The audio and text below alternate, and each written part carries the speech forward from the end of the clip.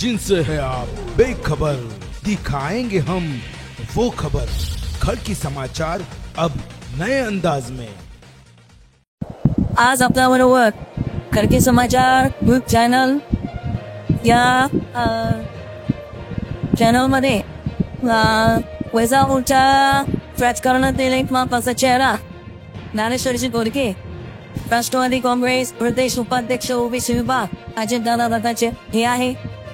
आज आपण त्यांना काही वैजापूरच्या राजकारणाविषयी जे काय सध्या घडामोड चालू आहे आणि वैजापूरचं राजकारण अतिशय तापलेलं आहे त्या विषयावर आपण त्यांना काही प्रश्न विचारूया।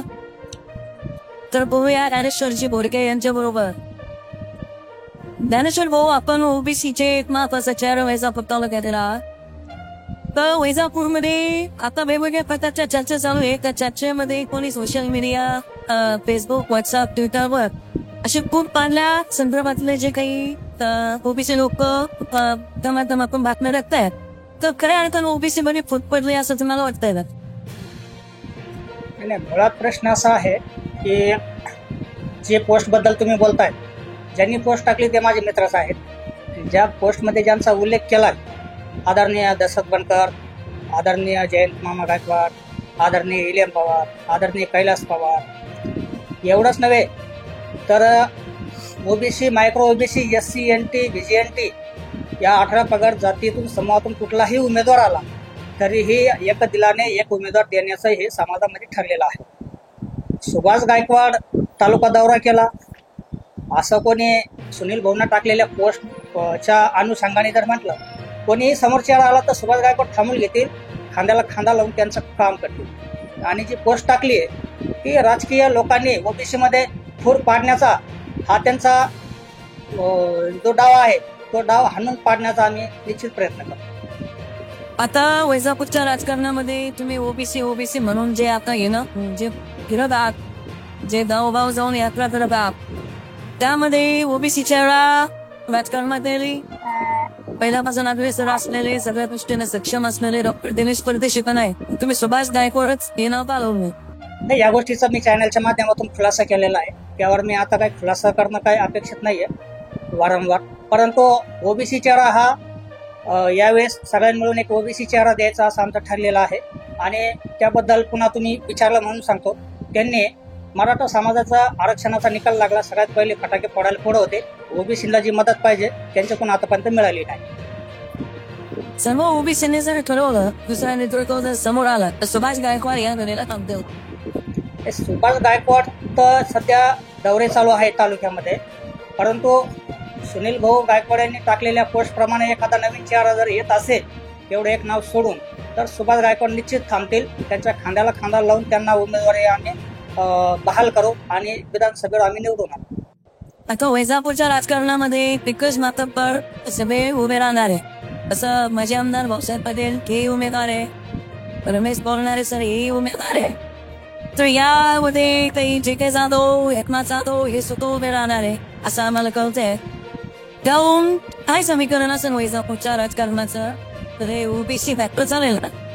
निश्चित चालेल यावेळेस, का नाही चालणार? राज्यामध्ये 1 वर्षापासून आपण वातावरण बघतोय, अंतरवाली सराटीच्या पेशीवर ओबीसीचे शिलेदार लक्ष्मण हाके साहेब आणि नवनाथा वाघमारे यांनी आपल्या जीवाची बाजी लावली, सगळ्या महाराष्ट्राला माहिती आहे। आणि वैजापूरची जनता सुज्ञ आहे, 60% ओबीसी समाज आहे आणि निश्चित यावेळेस विधानसभेत ते निर्णय घेतल्याशिवाय राहणार नाही असं मला वाटतं। पण आता असं म्हणलं जातं का विकासाच्या बाबतीमध्ये वैजापूरला दिनेश परदेशी जे आता दुसऱ्या गटाच्या वाटेवर आहे, परंतु वैजापूरच्या राजकारणामध्ये आतापर्यंत तरी नव्हे इतका निधी रमेश बोलणारे सरांनी आणला। आता ही गोष्ट तुम्हाला म्हणणं आहे का, किंवा तालुक्यात खऱ्या अर्थाने विकास झालाय असं तुम्हाला वाटतं? विकासाच्या बाबतीत तुम्ही म्हणत असाल तर वैजापूर तालुक्याच्या पटीमध्ये येवला तालुका 30 वर्षांना आदरणीय भुजबळ साहेबांनी पुढे नेऊन ठेवलाय, मग त्यांना का पाडण्याची भाषा केली जाते, त्यांना का शिवीगाळ केली जाते?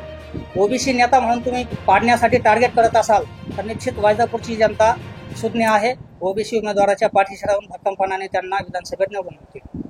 त्यानंतर आता आपले सुनील गायकवाड यांनी काल पोस्ट केलेली होती आपल्या फेसबुकवर, तर त्या पोस्टवर बऱ्याचशा प्रकारच्या टिपण्या खाली आलेल्या आहेत, त्याबद्दल आपलं काय मत? त्या फेसबुक पोस्ट जी केली आहे ती जर बघितली, ओबीसी समाजातून 3 ते 4 नावं जर सोडले तर बाकीचे सर्व मराठा समाजाचे त्यांना समर्थन देत आहेत.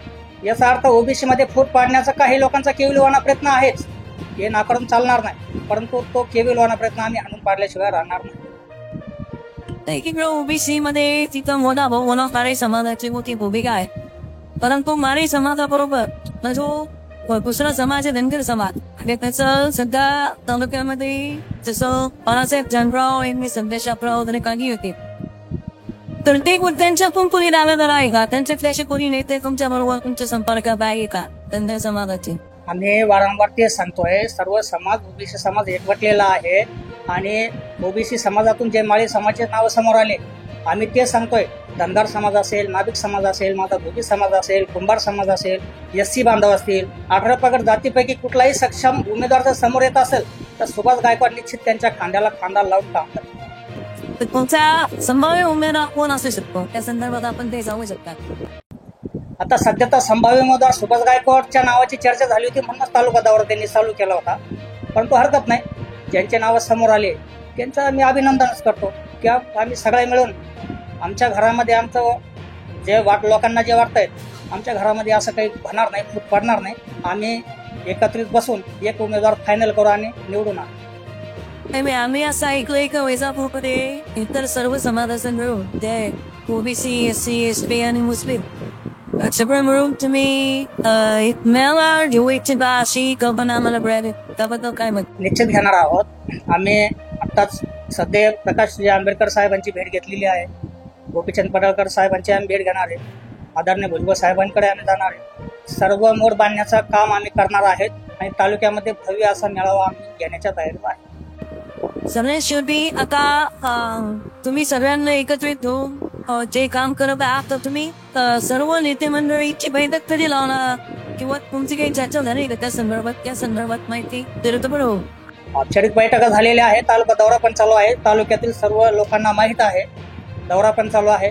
तरी हे आता 30 तारीख आमचं चाललं आहे. 30 तारखेला आम्ही चांगल्या सर्व लोकांना, ज्येष्ठ नागरिक असतील सर्वांना तालुक्यातील चर्चा करण्यासाठी आम्ही सोमवारी बैठकीसाठी आम्ही बोलावणार आहोत. तर हे होते ज्ञानेश्वर बोडके. वय दिला खूप खूप धन्यवाद. असायच्या इच्छा घेऊन आपल्या समोर परत येऊ. तोपर्यंत बघत राहा फिरके समाचार. धन्यवाद.